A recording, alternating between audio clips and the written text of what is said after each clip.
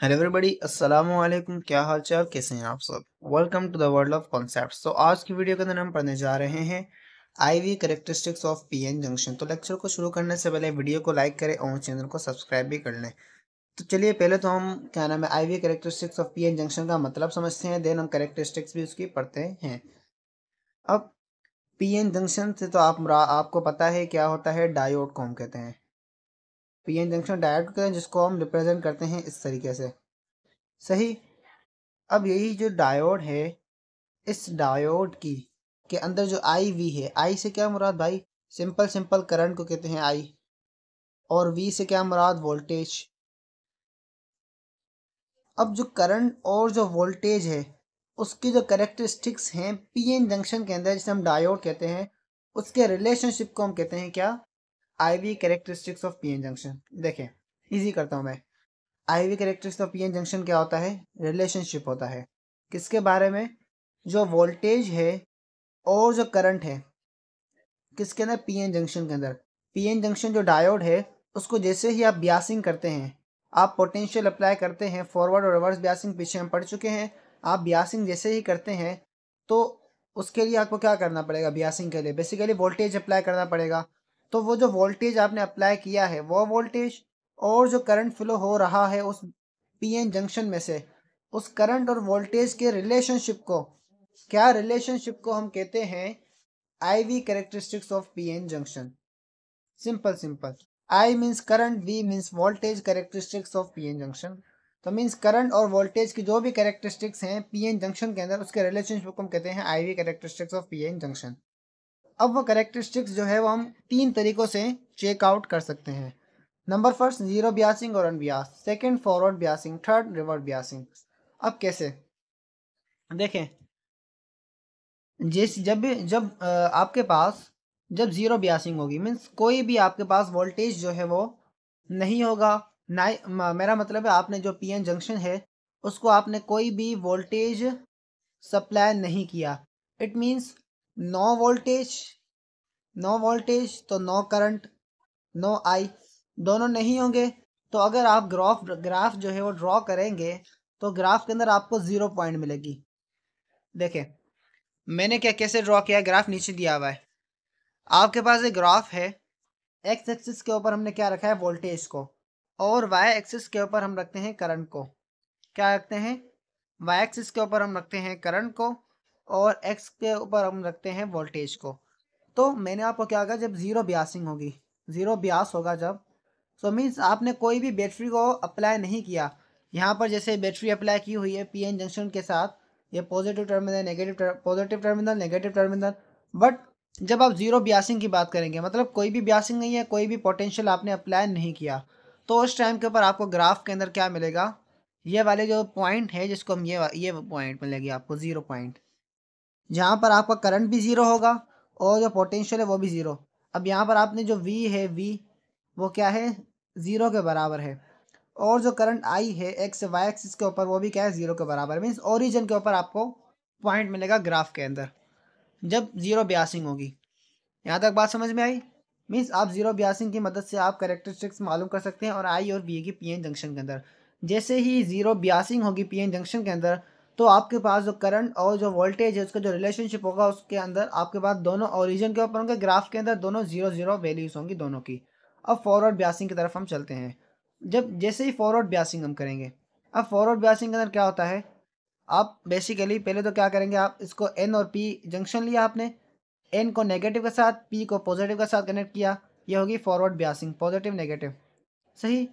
अब फॉरवर्ड बियासिंग के अंदर क्या होता है, आपका जो वी डी है, वोल्टेज ऑफ डायोड, वो सिलिकॉन के लिए 0.7 और जो जर्मेनियम है उसके लिए 0.3। सिलिकॉन के लिए क्या होना चाहिए, 0.7, जर्मेनियम के 0.3। अगर इस वोल्टेज तक पहुंच जाता है डायोड का वोल्टेज, मीन्स 0.7 को और 0.3 को क्रॉस करता है वोल्टेज ऑफ डायोड, देन जो है वो करंट फ्लो करता है फॉरवर्ड बियासिंग के अंदर। आपने बियासिंग तो कर ली, मगर आपने जो वोल्टेज अप्लाई किया है डायोड का, वो जो वोल्टेज है ये वाला, और ये वोल्टेज एक मिनट में आपको शो करवाता हूँ। ये जो वोल्टेज आपने अप्लाई किया है, ये वाला वोल्टेज, ये वोल्टेज को हम कहते हैं वोल्टेज ऑफ डायोड।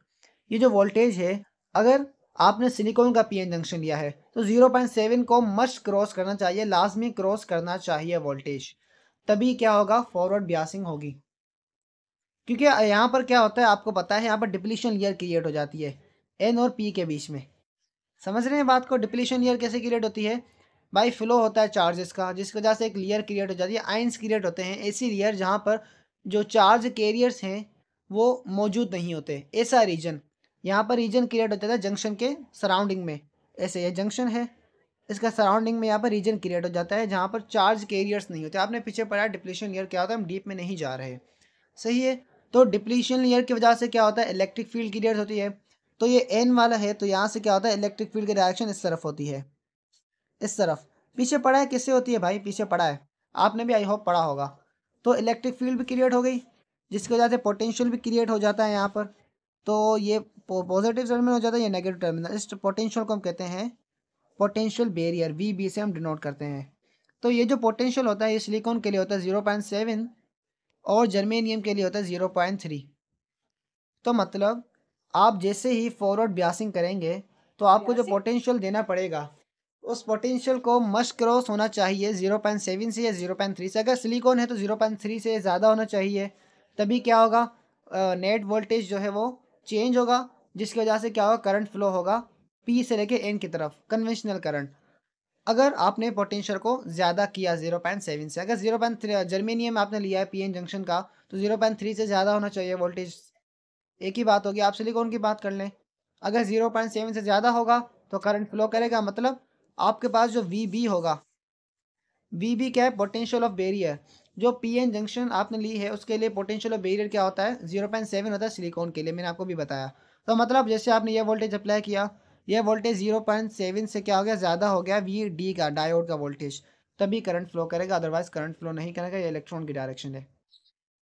तो ग्राफ के अंदर आपको कैसे लगे, कैसे मिलेगा ग्राफ, तो देखा ग्राफ आपको इस तरीके से मिलेगा। आपने जैसे ही वोल्टेज अप्लाई करते जाएंगे तो क्या होगा, slowly slowly slowly slowly current भी फ्लो करता जाएगा। जैसे ही 0.7 क्रॉस होगा, ये 0.7 है, सिलिकॉन की बात कर रहे हैं हम, 0.7 के ऊपर जैसे ही वोल्टेज पहुंचेगा, डायोड का वोल्टेज वी डी, करंट के अंदर रैपिड इंक्रीज आएगा, रैपिड इंक्रीज। यहाँ पर आप देखें करंट के अंदर क्या आएगा, रैपिड इंक्रीज। आपने वोल्टेज अप्लाई किया 0.7 की तरफ हम पहुंचे, यहाँ पर उन्होंने थोड़ा पहले कर लिया है, ये ऐसे भी हो सकता है ग्राफ, कहीं कहीं पहले भी दिया होता है, मगर आप इसको थोड़ा बाद में कंसिडर करें, ग्राफ को ऐसे कंसिडर कर लें आप, ज़्यादा बेहतर होगा आपके लिए, इस ग्राफ को ऐसे कंसिडर करें। समझ रहे हैं? असल में इन्होंने क्या नाम है, जो अब आपके पास सिलिकॉन के लिए जो वी बी की जो वैल्यू होती है वो 0.7 भी हो सकती है, 0.7 से अप्रोक्सीमेटली नहीं होती है भाई 0.7। आप समझ रहे हैं, मैंने आपको भी क्या कहा कि आप क्या करें, ग्राफ को मैंने आपको क्या कहा, 0.7 पे जैसे ही पहुंचेगा बैरियर का डायोड का पोटेंशियल, तो क्या होगा, रैपिड इंक्रीज आएगा करंट के अंदर, इस तरीके से ये पोटेंशियल पहुंचा, देन उसके बाद इंक्रीज आ रहा है करंट के अंदर। आप ग्राफ के अंदर देखते हैं आई की वैल्यू बाद में इंक्रीज हो रही है, मगर यहाँ पर आई की वैल्यू 0.7 से पहले इंक्रीज हो रही है। क्यों? क्योंकि मैंने आपको 0.7 जो वोल्टेज बताया है सिलिकॉन के लिए, ये अप्रोक्सीमेटली होता है, ज़रूरी नहीं है 0.7 हो, 0.6 भी हो सकता है भाई, आपको एग्जैक्ट वैल्यू नहीं मिलेगी, 0.6 भी हो सकता है, उससे थोड़ा कम भी हो सकता है। जर्मेनियम के लिए 0.3, 0.3 ज़रूरी नहीं है, 0.4 भी हो सकता है जर्मेनियम के लिए बैरियर का पोटेंशियल वी भी। तो उसी वजह से 0.7 से ये ग्राफ ऐसे भी बन सकता है, ये जो पिंक लाइन दी हुई है ग्राफ के अंदर ये भी सही दी हुई है, या आप ऐसे करके इस तरीके से भी ड्रॉ कर लें, ये भी सही है। ये इस तरीके से इसको मैं अच्छी तरह ड्रॉ करूँ, ये भी सही है, जो मैंने ग्रीन लाइन ड्रॉ की है ये भी सही है, और जो यहाँ पर पिंक लाइन दी हुई है वो भी सही दी हुई है। क्योंकि आपके पास जो 0.7 पोटेंशियल आपने दिया है बैरियर का पोटेंशियल क्रॉस करने के लिए, वो ज़रूरी नहीं है कि आपके पास हर पीएन जो सिलिकॉन का पीएन जंक्शन है उसका 0.7 हो, 0.7 के अप्रोक्सीमेटली होता है, ज़्यादा भी हो सकता है कम भी हो सकता है।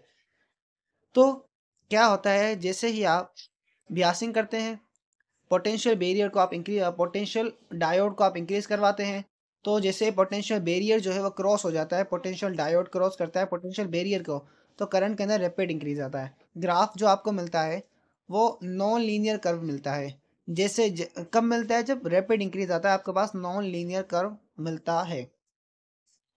सही है। तो ये जो मैंने आपको भी बताया ये फॉरवर्ड बियासिंग का बताया ये सारा। अब ये वाला रिवर्स बियासिंग का है, यहाँ पर फॉरवर्ड है, अभी रिवर्स की तरफ हम चलते हैं। जैसे आप रिवर्स बियासिंग करेंगे तो क्या होगा, ये पॉजिटिव साइड हो जाएगा, इस साइड को आप पॉजिटिव के साथ कनेक्ट कर लेंगे और इसको आप नेगेटिव के साथ कनेक्ट कर लेंगे।